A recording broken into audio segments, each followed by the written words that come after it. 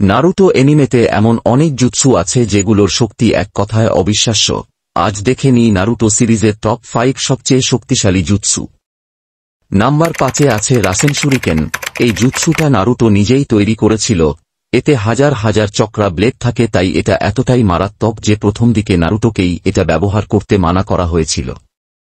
Number 4-এ আছে আমাতেরাসু। এটা হলো এমন এক আগুন যা কখনো নিভে না।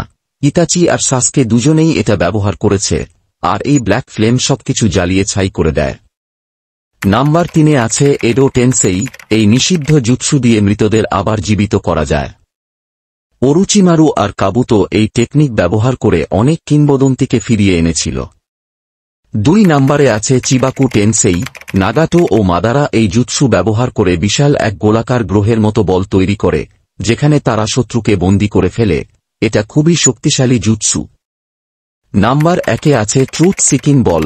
যখন নারুটো সেইজ মুডের শক্তি পায় তখন সে এই কালো বলগুলো নিয়ন্ত্রণ করতে পারে। এগুলোতে সব প্রকৃতির চক্রা থাকে, আর কিছুতেই এগুলো ধ্বংস করা যায় না। তাহলে তোমার মতে নারুটো সিরিজের সবচেয়ে শক্তিশালী জুৎসু কোনটা?